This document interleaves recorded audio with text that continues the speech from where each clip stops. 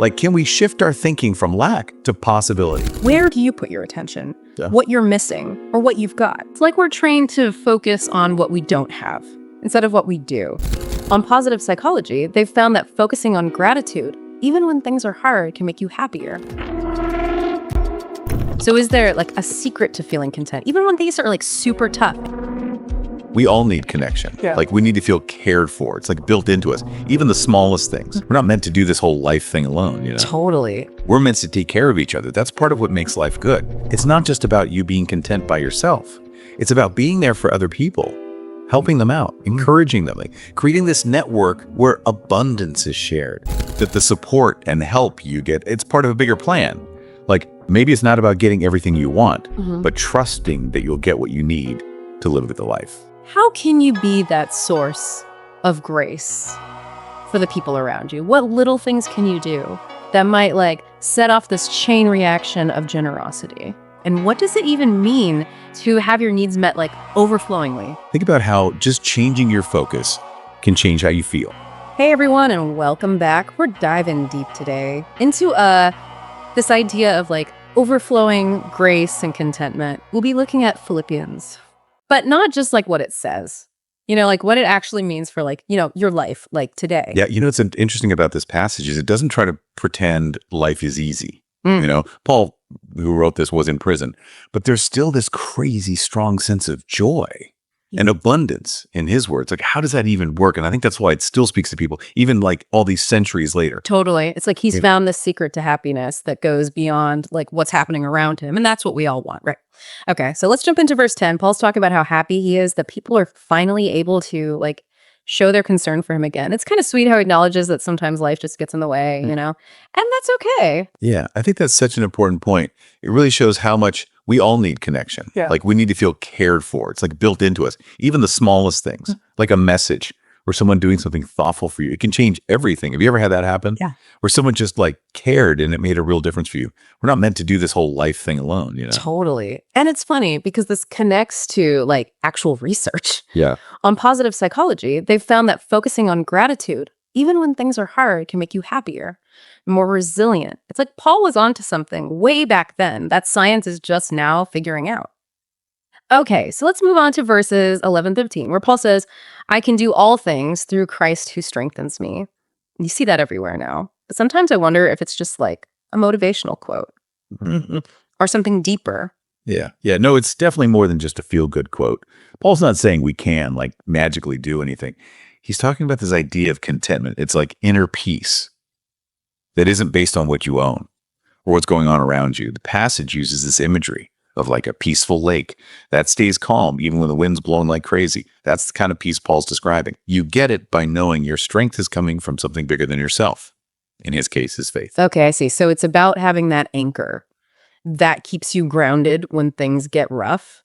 Yeah, that makes sense because we've all had times when stuff falls apart around us, but there's something inside that helps us keep going. Like, where does that come from? Exactly.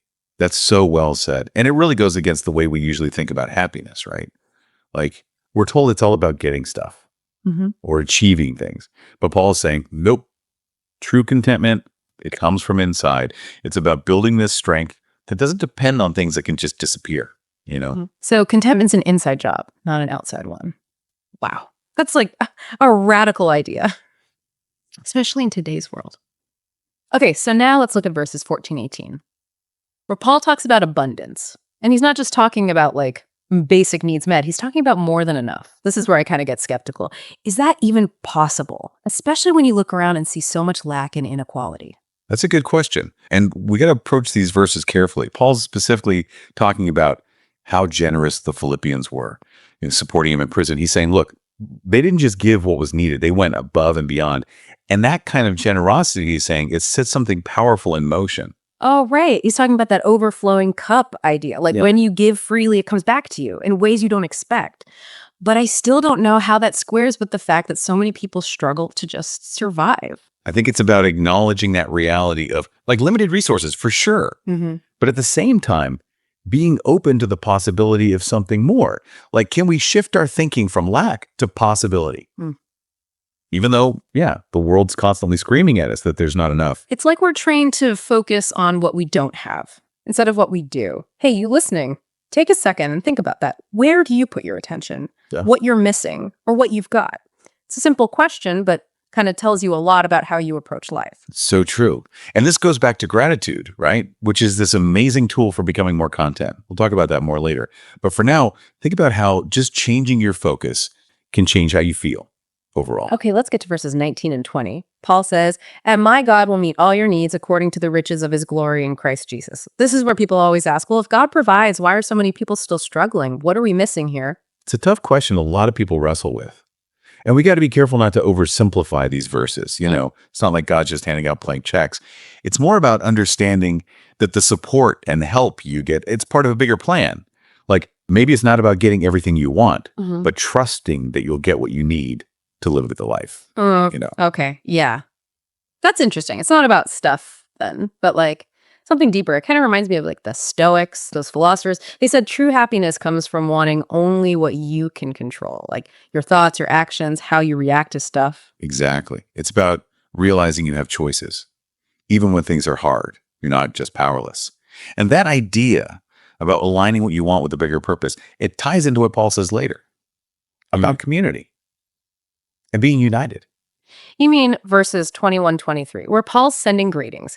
And he's talking about grace uniting everyone. It's like he's saying all this stuff about contentment and getting your needs met, it's not meant to be a solo mission.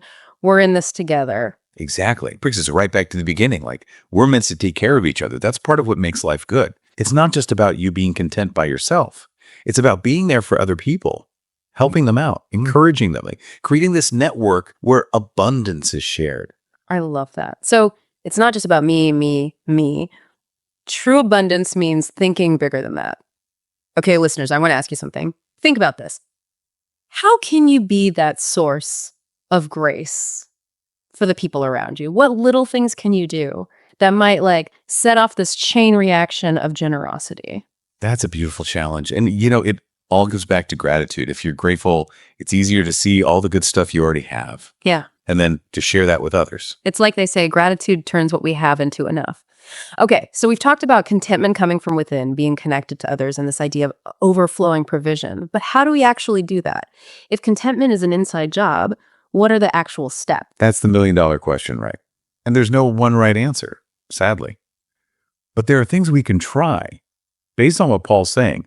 Like he says his strength comes from his faith. Now that might mean something different for each person. The point is, you got to figure out where your strength comes from. What keeps you steady when things get crazy? Yeah. Like maybe it's your faith, like Paul, or meditation, being out in nature, spending time with people you love, or maybe it's even like doing something creative. It's about figuring out what fills you back up and then making sure you get enough of that in your life. Make it a priority. Right. You got it. You got to make time for the things that feed your soul, connect you to something bigger. And along with that, gratitude is huge. Even in prison, Paul focused on what he was thankful for. That's a total game changer. Instead of always thinking about what you don't have, try thinking about what you do appreciate. Even simple stuff like a good cup of coffee, a sunny day, or having a real conversation with someone you care about. Yeah, those small moments of gratitude can really add up. It's like you retrain your brain to see the good, even when things are tough. And speaking of perspective, Paul also talks about how important it is to have people around you. He didn't try to deal with everything alone. He had support. And I think that's key for being content too. Totally agree. We need each other, having people to celebrate the good times with. And to comfort you when things are rough, it makes the whole journey so much easier. Like, you don't have to do this life thing all by yourself. Lean on each other, share the load, be happy for each other's successes.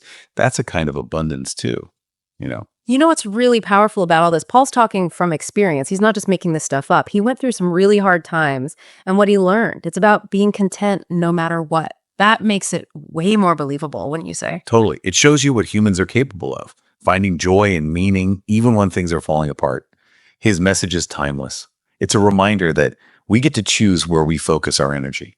And that choice, it makes all the difference in the world. This has been amazing. We've talked about so much. But it feels like we've only scratched the surface. Okay, before we go to the last part of our deep dive, I want to leave you with this. If contentment is an inside job, what's one tiny thing you can do today?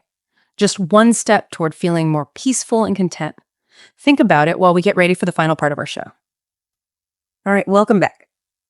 So I hope you've had some time to think about that question. What's one little step you can take today to feel more content? Okay, now let's talk about this overflowing provision thing. It sounds kind of like a fairy tale or something, right?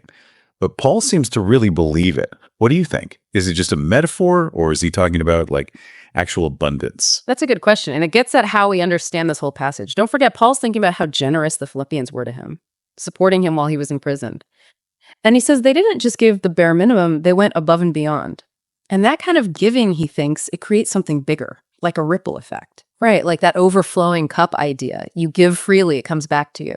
But honestly, part of me still struggles with this. I mean, the world tells us there's not enough of everything. Not enough money, not enough time, not enough success. So how can we believe in overflowing provision when there's so much scarcity? Yeah, that's a tension a lot of us feel. We can't ignore the fact that there's inequality and limits. But I think Paul's pointing to something deeper. It's like, even in the middle of lack, there's potential for more. It's not about pretending scarcity doesn't exist. It's about believing that abundance is possible, even when it's hard to see. So it's about where we choose to focus our attention. Instead of what we don't have, we focus on what we do have. And we stay open to the idea that things can be more than enough, even if it doesn't look like that at first. Exactly. And that's where faith comes in. Or maybe just trust in a broader sense. It's about believing that even when we can't see the whole picture, something's working behind the scenes to bring about good. This doesn't mean like just accepting bad situations. It means approaching life with hope, believing in possibility, even when things are hard. I love that. And this overflowing provision, it's not just about money, right? It's about abundance in everything: love, joy, meaning in your life, even time. When you shift your perspective, you start to see all that stuff flowing more freely. Absolutely. True wealth isn't just about what's in your bank account. It's about experiencing the fullness of life, your relationships, finding joy in what you're passionate about, contributing something to the world. And often those things grow when you share them with others. We keep coming back to this idea of connection, don't we? When we support each other, when we share our resources, our time, our love generously, it creates an environment where everybody can thrive. It's like that overflowing cup again. You give freely, and it sets off this chain reaction of generosity and abundance that benefits everyone. That's beautifully said. You know, what strikes me is this whole passage isn't about a bunch of rules. It's more like an invitation. It's an invitation to see life differently, to embrace abundance, to choose contentment, and to live a life that's full of grace and generosity. Wow, that's a great way to put it. And it's an invitation we can all accept, no matter what we believe or what our circumstances are. This deep dive has really opened my eyes. We've talked about finding contentment from within, being thankful, the importance of community, and this amazing idea of overflowing provision. I feel like I have a whole new understanding of what it means to live a good life, a life that's truly rich and fulfilling. Me too. And the best part is, this is just the beginning. What Paul says here, it's a starting point, a place to jump off from. Cultivating contentment, embracing abundance, it's a lifelong journey. And it's going to look different for everyone. It's so true. So as you go through this week, I encourage you to think about this. What small things can you do to bring more contentment into your life? How can you be that source of overflowing grace and generosity for the people around you? The answers might surprise you. And don't forget, you don't have to go it alone. Talk to the people in your life. Share your experiences. Support each other along the way. When you have a group of people all working towards living more abundantly, that energy can change everything. That's an awesome thought to leave everyone with. Thank you for joining us on this deep dive. And until next time, keep exploring, keep asking questions, and keep searching for that overflowing life.